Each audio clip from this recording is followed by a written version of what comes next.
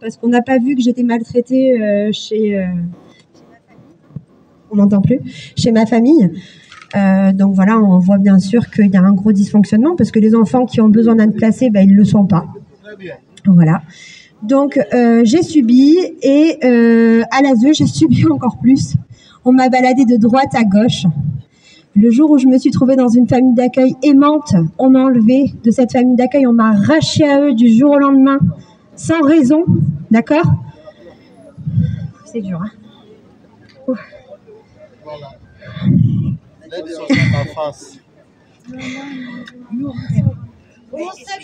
Alors, moi, comme je connais son histoire, il y a des choses qu'elle ne comprend pas, comme le point important de la com, si je peux me permettre.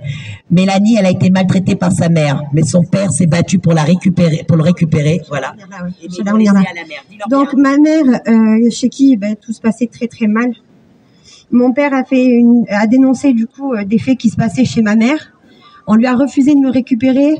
Malgré toutes les tentatives et toutes les requêtes qu'il a faites au juge des enfants, on lui a refusé. On m'a privé d'un père et on m'a laissé avec elle, on m'a laissé subir. Ensuite, j'ai été placée. J'ai vécu l'enfer dans une famille d'accueil où on me coupait l'eau chaude au bout de 10 minutes parce que vous comprenez, c'est trop cher l'eau. Hein, on ne peut pas laisser ses enfants se laver normalement. Non, on leur coupe l'eau chaude. On était maltraités. J'ai été dénoncée ce qui se passait à ma référente ASE, sauf que j'étais une sale gosse en fait. Voilà ce qu'on m'a dit. Hein, et on m'a renvoyée dans cette famille d'accueil où j'étais maltraitée. Il a fallu que je fasse une TS, je ne vais pas dire le mot exact, une tentative de suicide si vous voulez, pour qu'on puisse me sortir de là-bas. Sauf que j'ai failli être internée, bien entendu. J'ai été ensuite placée dans cette famille d'accueil où j'ai passé les plus beaux moments de ma vie. On a été m'arracher du jour au lendemain sans raison, sans rien du tout. Et à 16 ans, oui, parce qu'elle était aimante, effectivement, et parce que j'étais devenue un membre de la famille. C'est ça surtout. J'étais devenue un membre de la famille. Suite à ça, on m'a lâchée à l'âge de 16 ans dans les bras d'un prédateur qui m'aura battue pendant 10 ans. Avec cet homme, j'ai eu 2 enfants. 2 enfants qu'on a essayé de me retirer. Parce que vous comprenez, étant donné que je n'ai pas eu une mère aimante, je ne peux pas être une maman aimante. Voilà. Sauf que je tiens à dire que toutes les mesures qui ont été faites pour mes enfants, elles ont été faites que pour mes 2 premiers enfants, parce que j'ai eu un autre enfant avec un autre papa. Et celui-là, oui, j'ai été remariée. Et celui-là d'enfant, on n'a pas voulu me l'enlever, bizarrement. Que celui pour le père qui voulait m'accabler. Hein, voilà. Et donc, on a donné raison à qui? À monsieur. La juge m'a regardé droit dans les yeux et m'a dit « Vous vous comportez en tant que victime, madame ?» Ah, pourquoi? Je pensais que j'en étais une. Non? Elles sont où, les féministes? J'ai besoin de vous, moi. J'ai morflé pendant 10 ans. Et la police, elle est où? La police, elle est où pour nous aider un petit peu? On est où ici? On est en France ou on est où? On a besoin de vous, nous! Attends, excuse-moi. Donc, pour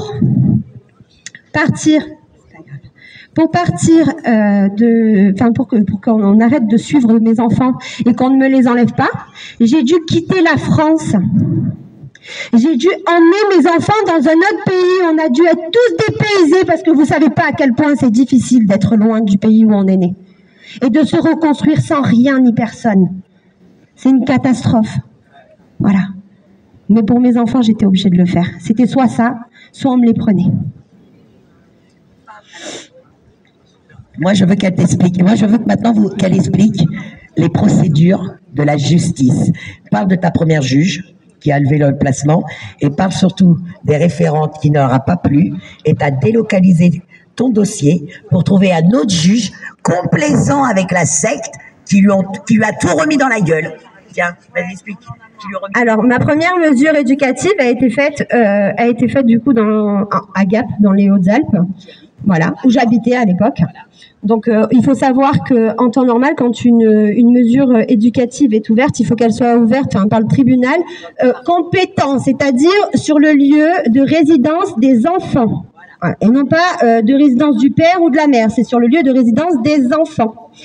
Donc, effectivement, j'ai eu un premier juge qui a été bien parce que moi je suis quelqu'un qui dit les choses telles qu'elles sont, il n'y a pas que des pourris partout, d'accord, hein, il ne faut pas faire d'amalgame, voilà.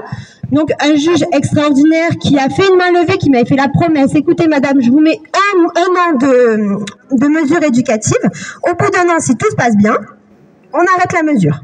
Ouais, mais c'est souvent comme ça. Stéphanie, il a tenu sa parole. Et je suis tombée sur un juge extraordinaire, je le dis, je le répète. Non. Mélanie, t'es tombée sur un juge qui a fait son travail. Point barre. Voilà. C'est pas un juge extraordinaire. Mais c'est vrai que, tu voyais, regardez, on le trouve extraordinaire parce qu'il a fait son travail, dis donc. Attends, elle finit son histoire. Non, s'il te plaît. Donc, ce juge qui me fait une main levée au bout d'un an comme prévu, je me dis, waouh, quelle victoire. Enfin, on va me laisser tranquille, je vais avoir la paix. Voilà. Mais non, c'était pas ça. 3 mois après, ah oui, il faut savoir aussi qu'entre-temps, j'avais fait une mesure au JAF, au juge des affaires familiales, pour demander la garde exclusive de mes enfants, ce que j'ai eu. On a levé l'autorité parentale à monsieur. On me donne l'autorité parentale exclusive, mais pas que. Il n'a pas de droit. Il n'a pas de droit de visite ni d'hébergement. Donc je me dis, enfin, j'ai gagné, c'est terminé. Eh ben non, la vérité était tout autre. 3 mois après, le dossier est réouvert, et il est réouvert dans les Bouches-du-Rhône. Voilà. Mais moi, j'habite pas les Bouches-du-Rhône. Vous savez qui est-ce qui habite dans les Bouches-du-Rhône? Monsieur. Voilà. Donc lui, son avocate avec qui il mange à table, parce que c'est une amie de la famille, ils ont réussi à faire réouvrir le dossier de mes enfants avec une juge, en fait, qui ne me connaissait absolument pas. Mais pas que. Vous allez rire parce que je reçois pas de courrier, je ne suis pas informée du premier jugement. Le premier jugement, il a été envoyé chez celle qui m'a mise au monde, à qui je ne parle pas. Avec un nom qui ne m'appartient pas. Donc difficile. Ah oui, je vous ai emmené les preuves. Je précise, elle est venue chez Linda avec tout son dossier. On a tout regardé, son dossier, on a regardé toutes ses preuves, et notamment ce putain de courrier où elle était convoquée sur le premier jugement, où il est ni son adresse, ni son nom. Et donc elle a pu aller qu'au deuxième. Et vous pensez bien que comme elle n'était pas au premier, ils ont fait ce qu'ils ont voulu faire. Donc, je ne suis pas au premier jugement, mais vous savez qui est-ce qui est ? Monsieur, il est au premier jugement, bizarrement. Lui qui n'a pas d'autorité parentale, qui n'a pas de droits parentaux, qui n'a rien du tout. Il se retrouve au juge des enfants pour me descendre comme d'habitude. Parce que son but, c'était quoi? C'était pas de voir ses enfants, c'était de m'anéantir. Voilà, la réalité, c'est ça. Exactement, un pervers narcissique, totalement. Sauf que ça, on l'a pas vu. Donc moi, j'ai pas été mise au courant. Pendant un an, ils m'ont cherché partout. Au bout d'un an, ils me retrouvent. Et là, nouvelle audience. Donc j'y vais sans les enfants parce qu'il faut savoir une chose, c'est qu'il faut pas emmener vos enfants au jugement, je vous le dis, d'accord. Voilà. Donc j'y vais sans mes enfants, malgré qu'ils soient convoqués, j'en ai rien à faire. Quand elle me dit sont où les enfants, je lui dis c'est pas un lieu pour les enfants ici, d'accord. C'est traumatisant, donc je les emmènerai pas. Point barre. Voilà. Donc elle fait son audience. Et là, elle me regarde et puis elle me dit « Non, mais madame, quand même, vous vous comportez en tant que victime. » Je dis « Mais moi, je me comporte en tant que victime. Mais je suis quoi, en fait? Je suis l'auteur des faits. Je me suis pris à coups de poing toute seule. Je me suis massacrée toute seule pendant toutes ces années. J'ai fait subir mes enfants tout seul. » Tu t'es retrouvée à l'hôpital? Voilà. J'ai eu une opération quand même. Il a tenté de mettre fin à mes jours. Double fracture du nez, fracturation des côtes. J'étais inerte par terre. J'avais perdu connaissance. Je me suis réveillée à l'hôpital. Et il a pris 6 mois à faire, mais elle ose me regarder et me dire « Oh, mais ça va, il a payé pour ce qu'il a fait. » Ah, parce que 6 mois, c'est bien par rapport à 10 ans de souffrance. On est où ici? Et donc là, elle me colle 18 mois de mesures éducatives. 18 mois. Normalement, il faut savoir que c'est 12 mois maximum. Voilà, 12 mois maximum. Sauf qu'elle me colle 18 mois pour bien me faire chier. D'accord? Je dis, c'est pas grave. Je sors de là-bas, je suis désemparée. Déjà, ils l'ont fait rentrer dans la pièce face à moi, alors que cet homme, il m'a traumatisée pendant des années. Il a une mesure d'éloignement envers moi. La veille, il m'appelle au téléphone et il me menace en me disant, tes enfants, tu les verras plus. Je vais déposer plainte à la gendarmerie. Vous savez où est-ce qu'elle est partie, ma plainte? À la poubelle! Voilà où elle est ma plainte, à la poubelle. Donc, 18 mois de mesure éducative, on lui redonne mon adresse, parce que pendant le jugement, on dit, madame, vous habitez où maintenant? Il faut savoir que j'ai fait le tour de la France, moi. Hein. Moi, je suis pire qu'un voyageur dans une caravane. J'ai dû déménager ma maison 70 fois, parce qu'on lui donnait mon adresse. On lui a même donné l'adresse dans un lieu, et ça, c'est la protection de l'enfance qui l'a fait, hein. Soi-disant la protection de l'enfance. Et j'ai un courrier, je l'ai montré, hein. Ils ont donné le lieu où je vivais, c'était un village où il n'y avait pas plus de 170 habitants. Pas plus de 170 habitants. Mais vous vous imaginez qu'il m'a retrouvé en 1 heure? C'est les assistantes sociales. Exactement. J'ai envie de dire autre chose à la police. Un jour, il a essayé de m'envoyer en l'air sur la route. Hein? Il me poursuivait, il me faisait des queues de poisson sur la route. J'ai appelé la police sur l'autoroute. J'avais mes 2 gamins dans la voiture. Et quand je les ai appelés, ils ont fait quoi? Ils m'ont contrôlé à moi. Ah, vous êtes forts, hein? Oui, je suis en colère. Je suis en colère parce qu'au moins, on m'a pas écouté. On m'a pas soutenu, on m'a pas aidé. Heureusement que j'ai une force de caractère extraordinaire. Il y en a d'autres aujourd'hui qui sont plus là. Voilà. Il y en a d'autres qui n'ont pas supporté. Et ça, je vais en venir après. Donc, 18 mois de mesure éducative. On lui dit au tribunal, mais madame, on dit, madame, vous habitez où? Donc je suis obligée de donner mon adresse. On dit, monsieur, vous pouvez sortir de la pièce, s'il vous plaît? Mais son avocate, elle reste là. Vous pensez qu'elle fait quoi, son avocate, quand elle sort? Elle lui donne mon adresse. Et je suis de nouveau en danger avec mes enfants. Donc je suis de nouveau obligée de déménager. Et je déménage encore une fois. Donc je gagne du temps, mais grâce à eux, hein. Grâce à eux, je gagne du temps. Je me retrouve donc en Seine-et-Marne, à cette époque-là. Et pour la première fois de ma vie, en 10 ans de suivi pour mes gamins, je tombe sur une éducatrice qui va m'aider. Parce qu'il y en a aussi. Qui va m'aider et qui va me dire, vous avez raison, partez à l'étranger. Je dis, je vais médiatiser une vidéo où je vais tout balancer. Elle me dit, allez-y, faites-le, je vous soutiens. D'ailleurs, aujourd'hui, elle ne travaille plus pour la protection de l'enfance.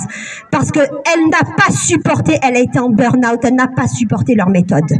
J'ai lu le mail. Voilà. Je précise, j'ai lu le mail de cette éducatrice et je me dis, putain, pour toi, c'est une pépite dans ton dossier. Comment une éducatrice peut lui faire un dossier, mais plus qu'élogieuse, et derrière, vous en avez 2 autres référentes qui la met plus bactère. Il y a un problème, les gars. Hein.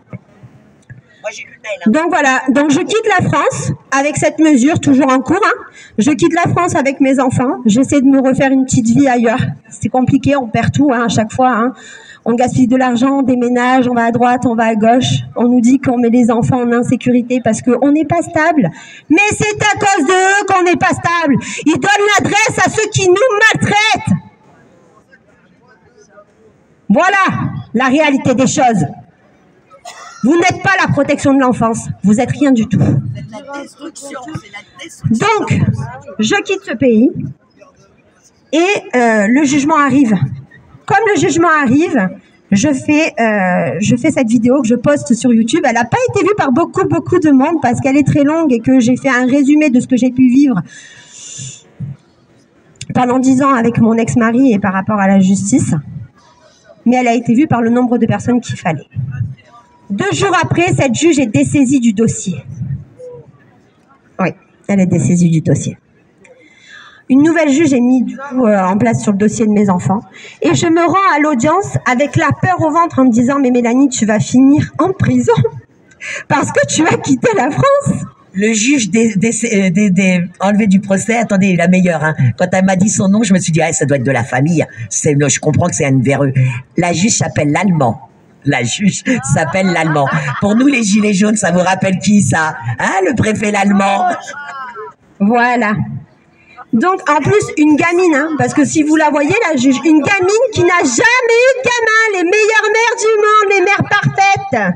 qui sortent de l'école et qui se prennent pour des mères parfaites. Une gamine, voilà, une gamine qui n'a pas de gamin. Et elle vient me faire la leçon à moi et me dire comment je dois élever mes enfants.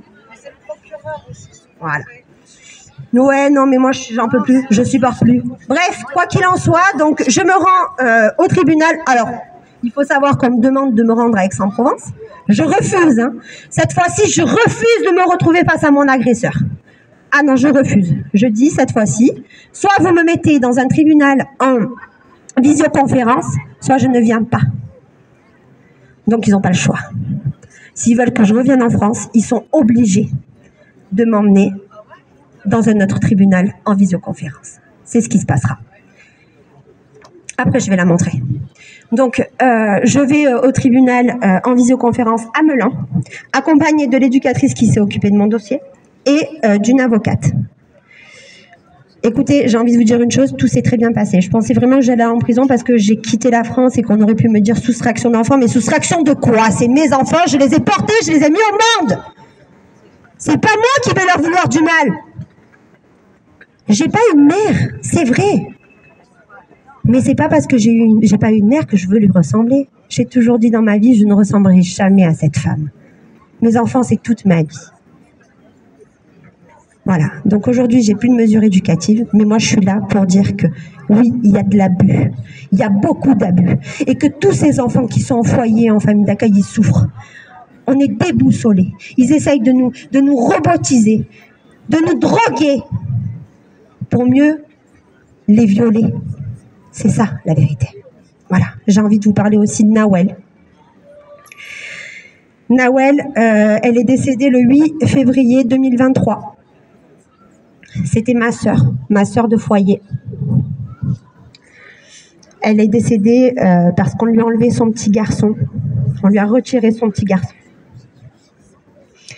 On lui a retiré son petit garçon et alors qu'elle n'a jamais été maltraitante avec lui. Elle a juste été demandée de l'aide. Et l'aide qu'on lui a apportée, c'est de lui enlever son enfant. Elle s'est noyée dans la drogue et dans l'alcool. Et elle est partie à 30 ans. Aujourd'hui, ce petit garçon, il est orphelin. Et il est dans une famille d'accueil chez un homme célibataire. Et avant de mourir, elle avait dit, ils ont envoyé mon fils chez un pédocriminel. Et alors, comment on fait ?